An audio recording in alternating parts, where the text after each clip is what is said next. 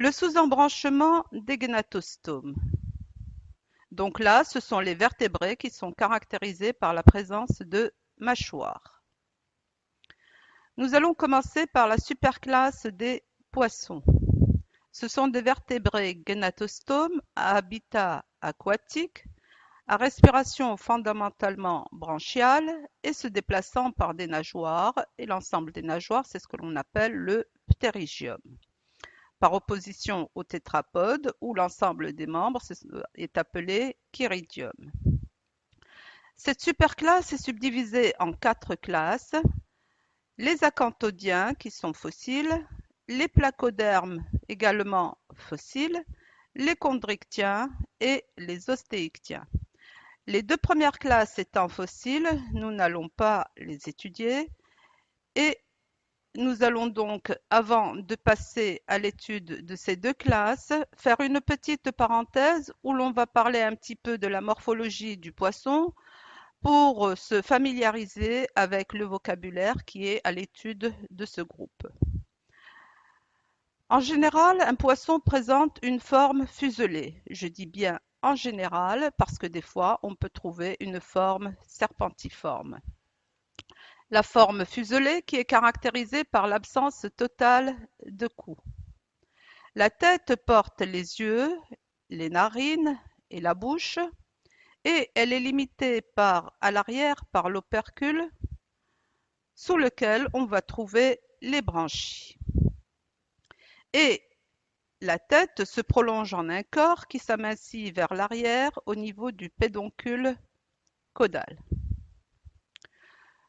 Leur corps porte des nageoires et il est recouvert au moins partiellement d'écailles. Nous allons tout d'abord nous intéresser à l'étude des nageoires parce qu'elles sont très importantes en systématique par leur position, leur nombre, leur nature, ainsi que leur forme. On va distinguer d'abord les nageoires paires qui sont symétriques et latérales et les nageoires impaires qui sont implantées sur la ligne médio-dorsale ou médio-ventrale. Nous disons donc que les nageoires paires sont symétriques et latérales. Parmi elles, nous distinguons les nageoires pectorales qui sont implantées sur les flancs, c'est-à-dire les côtés, et peu en arrière de l'opercule. Ensuite, nous avons les nageoires pelviennes qui sont situées au bord du profil ventral. Les nageoires impaires, quant à elles, sont implantées sur la ligne médio-dorsale ou médio-ventrale.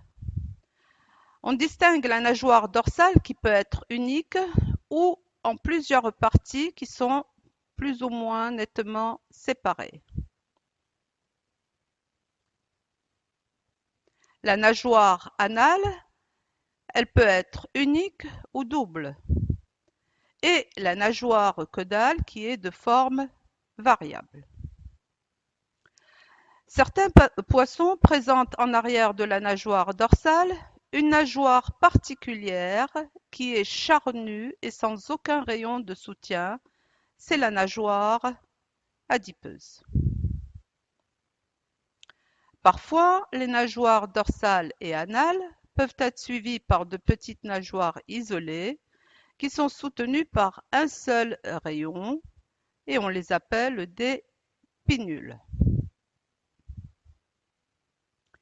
Les différents types de nageoires caudales. Là, j'entends bien les types morphologiques. On ne parle pas à ce niveau-là de forme de nageoire caudale, mais de type de nageoire caudale. Nous avons tout d'abord la nageoire homocerque. Homo qui veut dire même. Donc ici, nous avons une nageoire qui présente 2 lobes de même taille, 2 lobes égaux. La nageoire caudale de type hétérocerque, hétéro donc différent.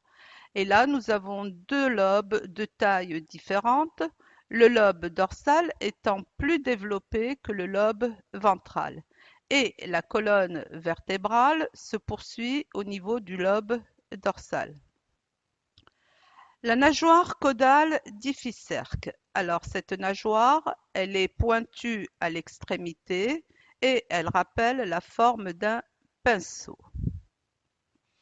Il y a aussi la nageoire caudale trilobée, donc qui est constituée de 3 lobes. Un lobe dorsal, un lobe ventral et un lobe médial.